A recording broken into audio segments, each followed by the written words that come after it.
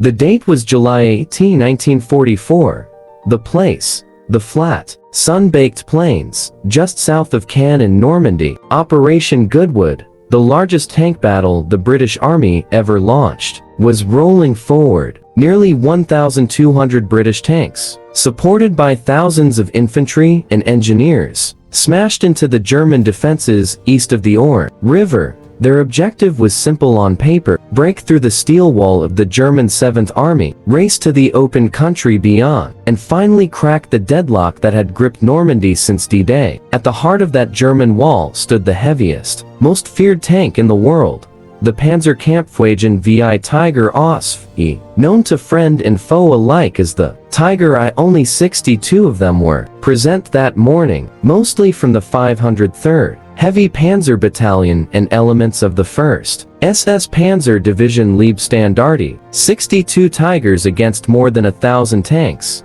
half-tracks, and trucks. On paper, it should have been a massacre of the Germans, but paper does not stop an 88mm shell. By 5 o'clock, hours, the sky above the battlefield turned black with aircraft. The Royal Air Force and the U.S. 8th Air Force had committed everything they had. Over 1,000 heavy bombers, 480 medium bombers, and nearly 500 fighter bombers rose from English airfields in one colossal wave. Their target, a narrow corridor, 6 miles wide and 3 miles deep, where the German defenses were thickest. The pilots were told to carpet the area until nothing moves. At 7:25, the first waves of Lancasters and B-17s crossed the coast. The earth below shook as 7,700 tons of high explosive and fragmentation bombs rained down in less than 45 minutes. Entire villages vanished. Fields turned into lunar landscapes. German anti-aircraft guns fired until their barrels glowed red, then fell silent under the avalanche. In the middle of this hell stood the village of Cagny. 4 Tiger tanks from the 503rd Heavy Panzer Battalion had taken up positions among the rubble and orchards the night before. Their commander, a 24-year-old lieutenant named Richard von Rosen, watched the sky fill with bombers and made a decision that would become legend. He ordered his Tigers to stay put.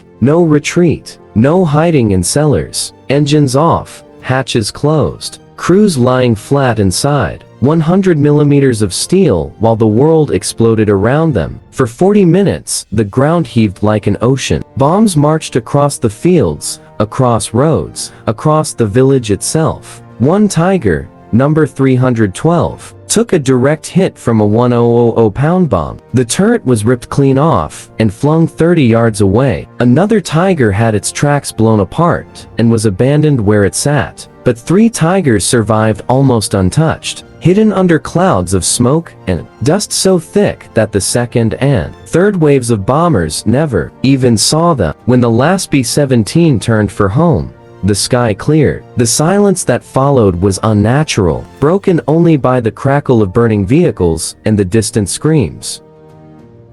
Screams of wounded men. Then the engines of the surviving Tigers coughed back to life. Hatches opened. Grimy, half-deaf crews climbed out, ears ringing, faces black with cordite. Von Rosen stood on his turret, looked at the smoking wasteland, and gave the order every Allied commander feared most. Start engines. We are going hunting.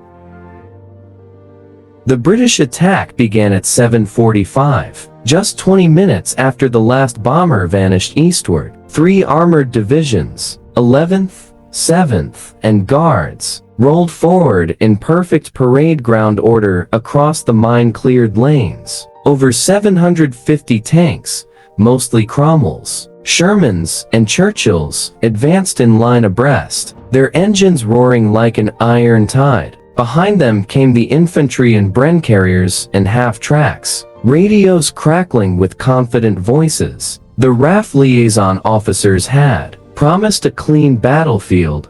Nothing alive ahead, they said. They were wrong. In Cagny, Lieutenant von Rosen's 3 surviving Tigers waited in hull-down positions behind a low railway embankment. The 4th, crippled but still able to traverse its turret, sat in the village square as a fixed battery. Von Rosen's orders were short. Fire only at 800 meters or less. Let them come. The first British tank to appear was a Cromwell of the 2nd Fife and Forfar Yeomanry. It crested the rise at 1,200 meters. Turret traversing left and right, looking for targets that weren't there. At 900 meters, Von Rosen's gunner whispered, "Loss." The 88mm Quick 36 flashed. A single armor-piercing round punched through the Cromwell's thin frontal plate, detonated inside, and turned the tank into a fireball. Before the smoke cleared, 2 more Cromwells were burning. The British kept coming, unable to believe what they were seeing. Tanks that had survived the greatest air bombardment in history were now shooting from positions that should have been moon craters. Confusion rippled down the radio nets. Squadron leaders screamed for smoke, for artillery, for anything. Von Rosen's Tigers fired with cold precision. 1 round every 10 seconds. Each shell found a target. The railway, embankment, spat,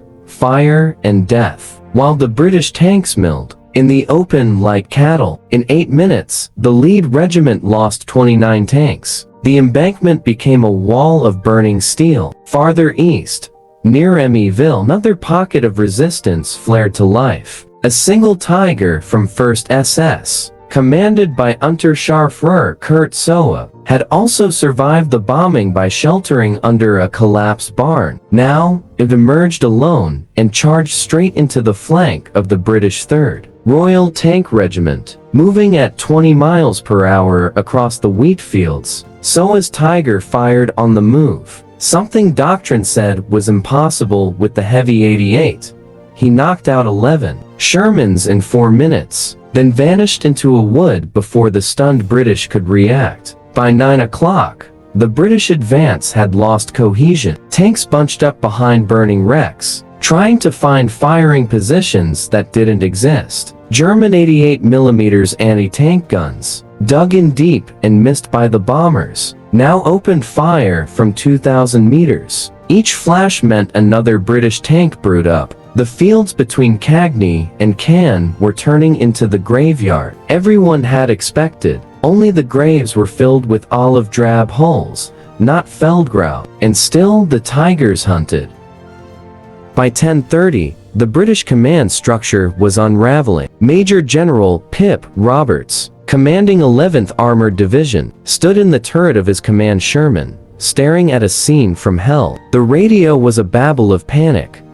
Tigers in Cagny, Tigers everywhere, we're being slaughtered. His lead brigade, the 29th Armored, had lost 60 tanks in under 2 hours, most without firing a shot in reply. Roberts made the decision every tank commander dreads. He ordered the division to swing southeast, away from Cagny, straight into the corridor the bombers had supposedly flattened. The new axis ran past the villages of Far Neuville and Emyville open wheat fields. Perfect tank country. Surely nothing could have survived there. He was wrong again. Waiting in Far Neuville was Obersturmführer Michael Wittmann, the most dangerous Tiger commander alive. Wittmann's Company 6 Tigers of the 101st SS Heavy Panzer Battalion had been missed by the bombers entirely. Their positions were camouflaged under haystacks and orchard netting. At 11 o'clock hours, Wittmann saw the entire 11th Armored Division rolling toward him in column of march, turrets pointed forward, radios chattering about clear going ahead. Wittmann needed no orders. He simply keyed his microphone and said, Sunday T. Achtung, Company, we attack now. Follow me. His Tiger, number 007, lurched out of a sunken lane and accelerated to 25 miles per hour across the open field. The British never saw him until the first 88mm shell tore through an A squadron Firefly from 1,800 meters. Then all 6 Tigers opened fire from different angles. It was less a battle than an execution. In 13 minutes, Wittmann personally destroyed 14 tanks, 7 half-tracks, and 4 Bren carriers. The British column disintegrated. Tanks tried to deploy, crashed into each other, blocked the road. Crews abandoned vehicles and ran. One Firefly managed a single shot. The round struck Wittmann's Tiger on the mantlet and ricocheted harmlessly into the sky. By 11:20, the road from Brass to Hubert Foley was a solid traffic jam of burning steel. Black smoke rose thousands of feet. British infantry, riding on the tanks, were cut down by machine gun fire from the Tiger's whole MGs as they leapt for cover. Roberts watched the destruction through binoculars and did something almost unheard of. He ordered the entire division to halt and dig in where it stood. The attack that was supposed to reach the Burgoo bus ridge by noon had advanced barely 4 miles and was bleeding to death. Farther west, the Guards' armored division tried to push past Cagny on the left flank. They ran straight into von Rosen's 3 Tigers again. By now, the railway embankment looked like a dragon's spine, each flash of an 88 claiming another victim. The Guards lost another 31 tanks before pulling back under a curtain of smoke. At 12 o'clock, hours, the sun beat down on a battlefield that belonged to 62 Tigers and a handful of 88mm guns. The greatest tank offensive Britain ever launched had been stopped dead by fewer heavy tanks than a single Allied regiment possessed, and the day was only half over. At 13:15, the RAF came back. Not the heavy bombers this time, but 400 Typhoons of the 2nd Tactical Air Force, each armed with 8 60-pound rocket projectiles. Their target, anything painted in Balkankrias. The rocket Typhoons, nicknamed Tiffies, screamed in at 400 miles per hour, diving through the flak to hammer the German positions everyone now knew were still alive. The first sorties found Michael Wittmann's company refueling behind Burgoo bus village. 6 Tigers sat in the open, fuel bozers alongside, crews eating cold rations. The Typhoons came out of the sun like hawks. Rockets hissed off the rails. The ground erupted in white flashes and black smoke. 2 Tigers brewed up instantly. One lost a track and slewed into a wall. Wittmann's own 007 took a rocket on the engine deck. Flames shot out of the louvers. He and his crew bailed out under a storm of cannon fire from the circling fighters. For 15 terrifying minutes, the Typhoons owned the sky. Tigers scattered into orchards and barns.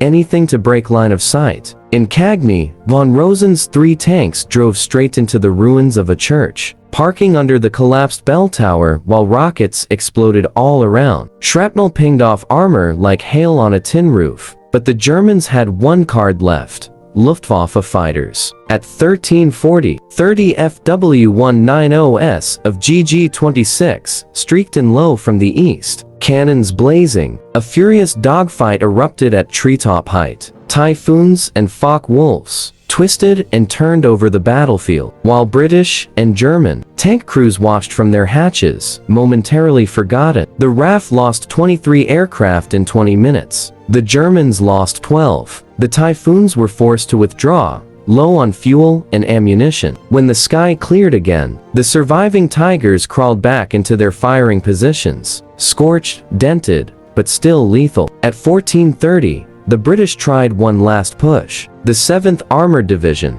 the famous Desert Rats, attempted to outflank the entire German position by swinging far east towards Soliers and 4. They ran into the fresh 12th SS Panzer Division Hitlergen, which had just arrived with 25 brand new Tiger Is and 40 Panthers. The desert veterans who once chased Rommel across Libya now found themselves on the receiving end of 88mm fire at 2,000 meters. In 40 minutes, they lost 40 tanks and every illusion that this was still their kind of war. By 17 o'clock, the battlefield was quiet except for the crackle of burning hulls and the occasional secondary explosion. British tanks littered the fields in long, smoking lines. Over 400 lay destroyed or disabled. More than 5,500 British soldiers were dead, wounded, or missing. The Germans had lost exactly 15 Tigers knocked out beyond repair, and perhaps 800 men. The greatest air bombardment in history,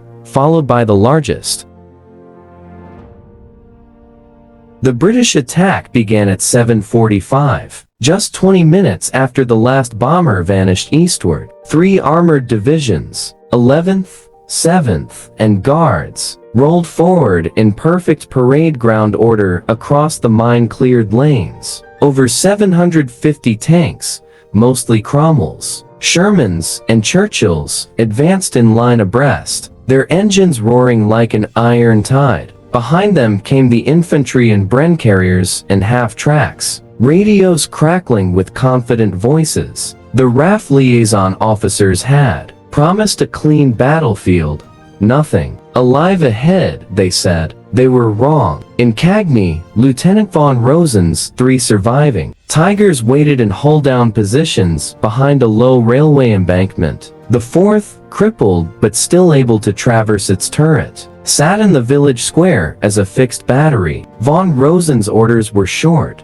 Fire only at 800 meters or less. Let them come. The first British tank to appear was a Cromwell of the 2nd Fife and Forfar Yeomanry. It crested the rise at 1,200 meters, turret traversing left and right, looking for targets that weren't there. At 900 meters, von Rosen's gunner whispered, "Loss." The 88mm Quick 36 flashed. A single armor-piercing round punched through the Cromwell's thin frontal plate, detonated inside, and turned the tank into a fireball. Before the smoke cleared, 2 more Cromwells were burning. The British kept coming, unable to believe what they were seeing. Tanks that had survived the greatest air bombardment in history were now shooting from positions that should have been moon craters. Confusion rippled down the radio nets. Squadron leaders screamed for smoke, for artillery, for anything. Von Rosen's Tigers fired with cold precision, 1 round every 10 seconds. Each shell found a target: the railway, embankment, spat, fire, and death, while the British tanks milled in the open like cattle. In 8 minutes, the lead regiment lost 29 tanks. The embankment became a wall of burning steel. Farther east, near Emmyville, another pocket of resistance flared to life. A single Tiger from 1st SS, commanded by Unterscharführer Kurt Soa, had also survived the bombing by sheltering under a collapsed barn. Now, it emerged alone and charged straight into the flank of the British 3rd Royal Tank Regiment, moving at 20 miles per hour across the wheat fields. Soa's Tiger fired on the move, something doctrine said was impossible with the heavy 88.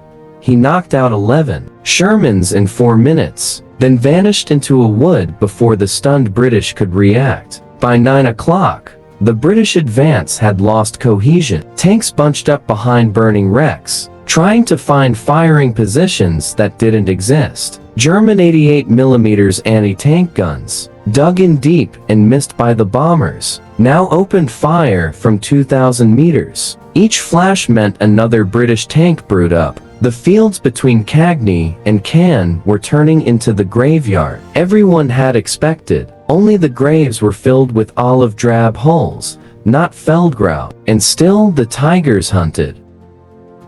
On the battlefield itself, the Tigers slept under guard. Mechanics worked through the night welding new tracks, patching bomb splinters, topping off ammunition. Every recoverable Tiger would be ready again by dawn. There were now fewer than 40 left operational, but 40 was still enough. Somewhere in the darkness, a British soldier wrote in his diary by moonlight, "We threw everything at them today, everything, and still they held. God help us if they ever get the chance to attack." They wouldn't, not yet. But for one July day in 1944, 62 Tigers and a handful of brave, stubborn men had turned the Normandy campaign on its head. The legend was born. July 19th dawned cool and misty. The battlefield looked like the surface of the moon dipped in blood. Over 400 British tanks sat blackened and silent, turrets blown open like tin cans. Crews who had survived the night now walked among them, salvaging machine guns, personal kit,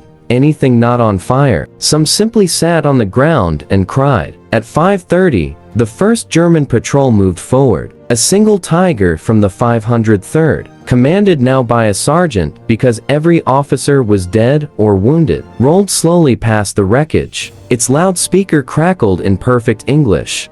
"Come out with your hands up. You will be treated correctly." From hatches and ditches, hundreds of British tankers emerged, stunned, filthy, many barefoot. They had thrown away their boots to run faster the day before. The Tiger crew handed out water bottles and cigarettes. War has strange courtesies. By noon, the tally was complete. British Second Army reported 493 tanks. Total losses: 314 completely destroyed, 179 damaged beyond repair. Another 150 were repairable, but would take weeks. The Guards Armored Division was effectively finished as a fighting formation. The 7th and 11th Armored were reduced to the strength of brigades. Over 5,500 men were gone, dead, wounded, missing, captured. The greatest British armored thrust of the war had been shattered in 18 hours. German losses, by contrast, looked like a misprint. 15 Tigers totally destroyed, 6 by Typhoons, 9 by direct hits or mobility kills later abandoned, 22 more damaged, but repairable. Total personnel losses across the entire sector: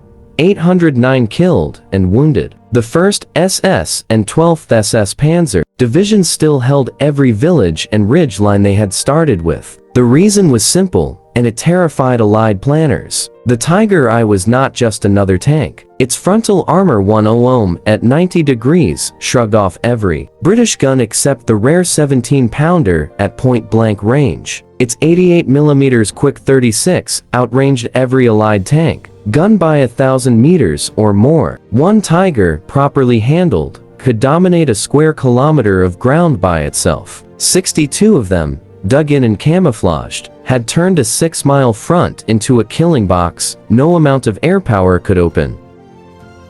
In London, Churchill received the casualty lists and reportedly said nothing for a long minute, then muttered, "All those fine lads." For 6 miles of French dirt, the War Cabinet debated halting the entire Normandy campaign. In Washington, General Marshall asked Eisenhower whether the invasion could still succeed. Eisenhower's reply was blunt: "It will succeed, but the price just went up." On the German side, the victory was intoxicating. Field Marshal Rommel, recovering from wounds, sent a signal from his hospital bed: if every front had Tigers in such numbers, the war would already be won.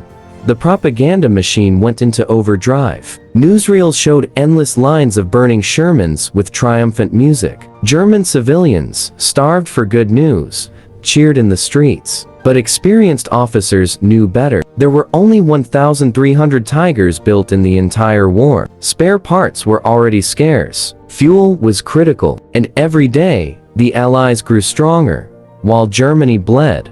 Irreplaceable crews. The Tigers had won a battle. The war was another matter. The myth of the invincible Tiger grew faster than any shell could travel. Within 48 hours, the story had raced across every Allied radio net from Normandy to London. They bombed them flat for an hour. Then 1,000 tanks attacked, and the Tigers just sat there and slaughtered us in the bars of Bayeux and the mess tents of the Second Army. Men spoke of Tigers the way sailors once spoke of sea monsters. Back in England, newspaper censors killed every honest report. The public read only that heavy fighting continues east of Caen with satisfactory progress. But the soldiers knew. A new word entered the British Army slang dictionary: Tiger shock. Crews froze when they heard the unmistakable clang of an 88 hitting home. Some refused to advance at all until a 17-pounder Firefly was in sight. Morale in the armored divisions, once sky-high after D-Day, cracked like cheap plaster. The Germans leaned into the terror. Every surviving Tiger received fresh white kill rings painted around the barrel, some with 40, 50, and 62 rings. Crews added nicknames in jagged Gothic script: Teufel, Devil, Wotan, Blutiger Richer, Bloody Avenger. Photographs of these monsters were rushed to Berlin. Goebbels plastered them across the front page of Das Reich under the headline, Ein Tiger frit 100 Tommies. One tiger devours 100 Tommies. In the field, the psychological effect was immediate and brutal. On July 20, a single Tiger from the 502nd Heavy Panzer Battalion appeared on the horizon near Maltat. A full squadron of Churchills from the 31st Tank Brigade spotted it at 2,200 meters. Instead of engaging, the entire squadron reversed at full speed, crashed through a stone wall, and retreated 3 miles before anyone could stop them. The Tiger never fired a shot. Allied commanders scrambled for answers. The 17-pounder Firefly, the only tank gun that could reliably kill a Tiger frontally, was rushed into service faster than crews could be trained. New tactics were written overnight. Never attack without absolute air cover. Never advance without massive artillery concentrations. Always flank. Never meet head-on. The freewheeling armored sweeps of the Desert War were dead. Normandy became a slow, grinding siege again. The U.S. Army watched from the west and quietly thanked God. The Germans had sent almost all their Tigers. East of the Orne, American Sherman crews started painting crude Tiger faces on their turrets, half joke, half prayer that the real one stayed far away. In the ruins of Cagny, Richard von Rosen's 3 Tigers were down to 1 operational. The other 2 sat on flatbed trailers waiting for new engines. Von Rosen himself was summoned to division headquarters. A staff major handed him a small blue and gold box. Inside lay the Knight's Cross. Von Rosen pinned it on his blackened tunic without ceremony and asked only one question: when do we get more tanks? The answer was never. There were no more Tigers to give. The miracle of July 18th had been a last gasp.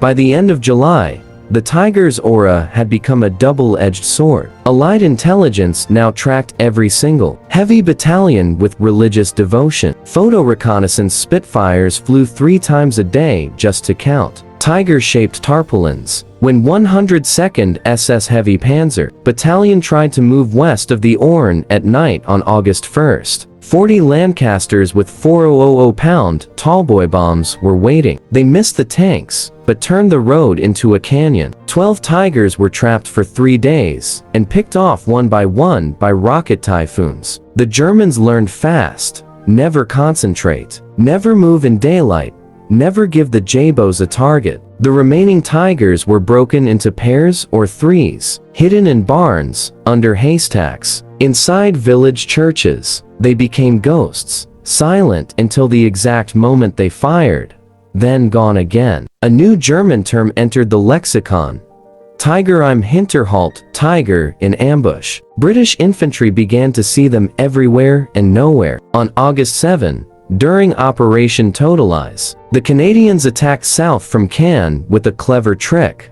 500 searchlight-equipped vehicles pointed their beams at the sky to create artificial moonlight. Under that eerie white glare, hundreds of tanks rolled forward. The Germans were blinded. For once, the Tigers could not see far enough to use their range advantage. 10 were knocked out at close quarters by Fireflies and Piot teams before crews even knew they were under attack. The spell was cracking. The next day, August 8th, the most famous Tiger of the entire Normandy campaign met its end. Michael Wittmann, now commanding a mixed group of 7 Tigers near Gaumesnil Point 122 on the maps, tried to stop a British-Canadian breakthrough. He charged alone across open ground, exactly the way he had on July 18th. This time the hunters were ready.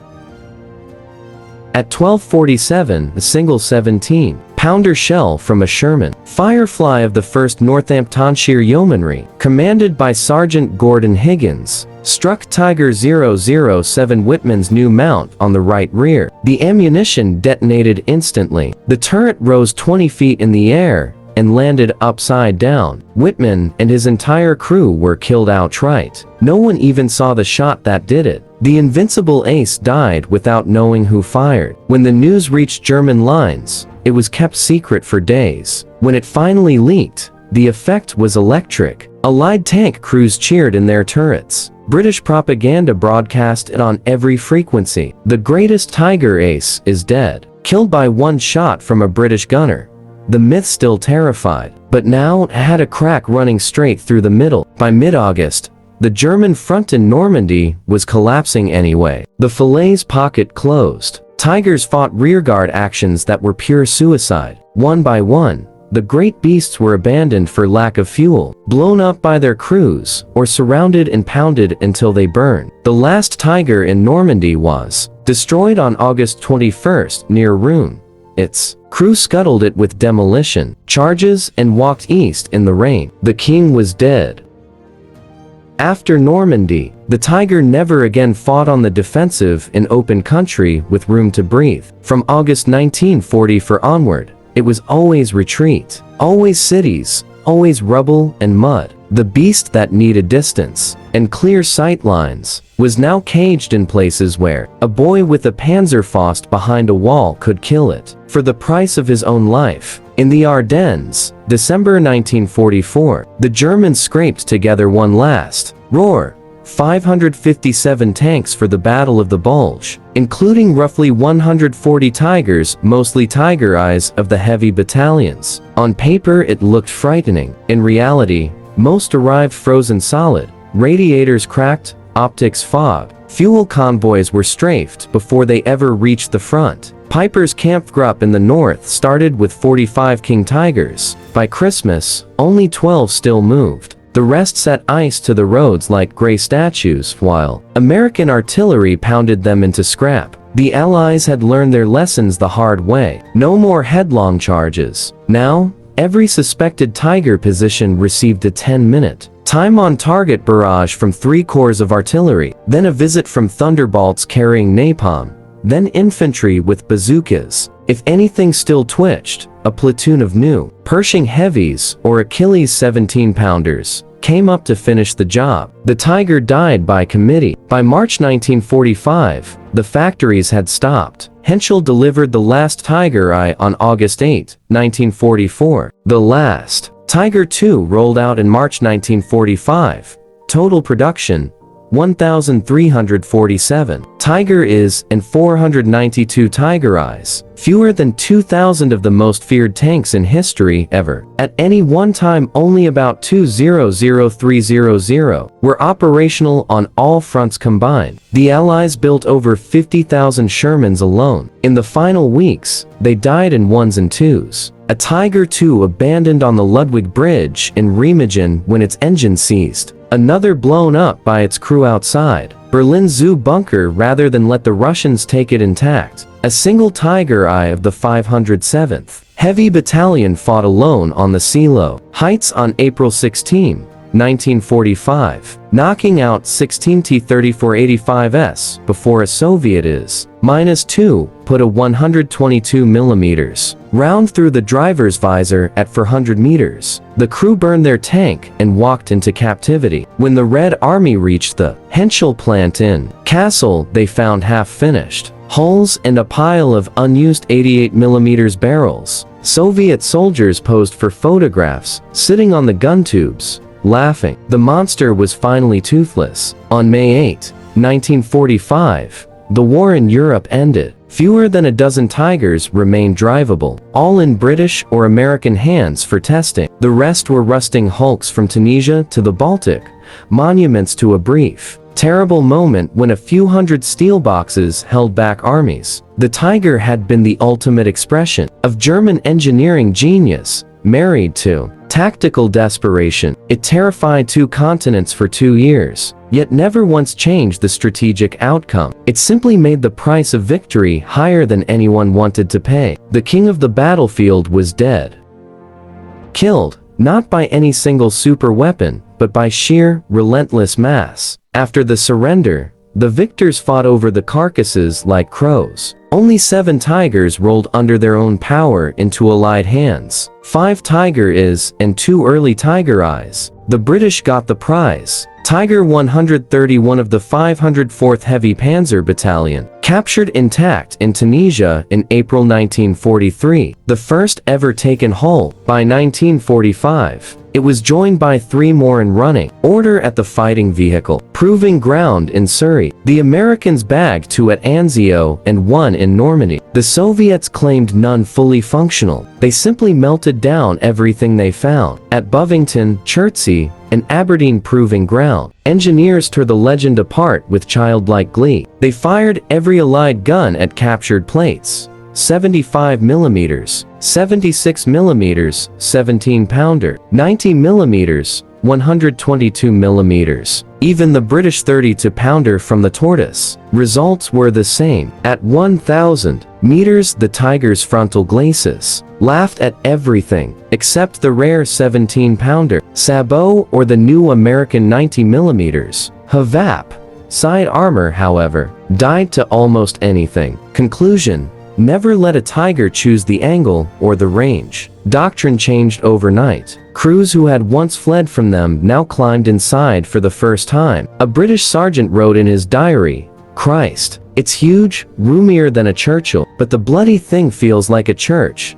Cold, echoing, and slow. You can see why they were terrifying, but you can also see why there were never enough." The myth refused to die quietly. In 1951, British Army training film titled How to Kill a Tiger was classified for 25 years because it showed too clearly how fragile the beast actually was when sworn. Hollywood preferred the legend. In every war movie from The Longest Day to Fury, the Tiger remained the unstoppable dragon. Real veterans rolled their eyes. Museums fought for the survivors. Tiger 131 went on permanent display at Bovington in 1951 and still runs every year on Tiger Day. Millions have heard its Maybach growl again. A Tiger 2 at Saumur in France. Another at Kubinka outside Moscow. One battered hull at the German Panzer Museum in Munster. These are the last 4 that can move. The rest are static steel statues in 30 countries, from Australia to Canada. In 1975, a wealthy collector paid the Portuguese army the equivalent of a new house for the single Tiger they had used as a border monument since 1943. Arrived in England wrapped in secrecy and restored over 15 years. When it first fired its 88 again in 1990, grown men cried. Today, only one man alive ever commanded a Tiger company in combat. He lives quietly in Bavaria, refuses interviews, and keeps a single black and white photograph on his mantle. Cagny, July 18, 1944. 3 Tigers among burning Shermans. He is 99. The Tiger is gone. Yet every time a modern tank fires its main gun at 3,000 meters or carries 1,200 horsepower through composite armor, someone somewhere whispers that every surviving Tiger now belongs to memory and museums. Yet the argument still rages louder than any. 88. Was the Tiger a genius stroke or the most expensive mistake Germany ever welded together? The numbers are brutal. Each Tiger I cost 250,000 Reichsmarks, roughly 3 times a Panzer IV, and 7 times a Stug 3. For the price of 1 heavy battalion 45 Tigers, Germany could have built 250 assault guns that killed far more tanks in practice. The Tiger swallowed 500 liters of fuel just to travel 100 kilometers. Late war Germany often had none to give. Its 57 tons crushed bridges, sank ferries, and turned every muddy field into a trap. 1 Tiger required a train of 3 flat cars to move. A Panther needed only 1. The crews loved it anyway. Interrogation reports are unanimous. Best tank we ever had. You felt safe. The gun was a wonder, accurate to 2,500 meters with the right optics, and the armor gave a confidence no lighter tank ever could. A single well-handled Tiger could hold a village for days. But well-handled and single were the problem. There were never enough, never in the right place, never with fuel or recovery vehicles behind them. Allied commanders never feared the Tiger the way their men did. Eisenhower's staff calculated that even at peak strength, the entire German heavy tank force could be on only one sector of a 500-mile front at any moment. Spread that thin, it became a terror weapon more than a war winner. Montgomery's famous line after Goodwood was cold comfort to the dead. They can't be strong everywhere. We only have to be strong somewhere. Post-war German generals split cleanly. Guderian called the Tiger program a catastrophe, resources squandered on prestige. Speer agreed. Every Tiger built after 1943 was a crime against the infantry who needed trucks and artillery more. Yet von Manstein and Melanchthon defended it to their graves. Give me 200 more Tigers in June 1944, and the Allies never reached the Rhine. Modern historians have run the numbers 1,000 ways. Conclusion: the Tiger prolonged the war by weeks, perhaps months, in specific defensive battles, Normandy, Ardennes, Hungary, but accelerated the final collapse by starving every other branch. The steel that went into 1,839 Tiger I and two hulls could have armored 6,000 Panthers or 10,000 Stug or Jagdpanzer vehicles that were cheaper, faster, more reliable, and nearly as lethal. In the end, the Tiger was the perfect symbol of late Third Reich thinking. Brilliant, terrifying, beautiful, and ultimately self-defeating. A sword forged so heavy that the hand wielding it bled to death before the enemy fell. Today, tank designers still study it. The slopped glacis of the T-62, the 120mm smoothbore of the Leopard 2, the composite armor of the Abrams all trace their lineage back to lessons learned shooting at and being shot at by those 100mm frontal plates in 1944. The Tiger was never invincible.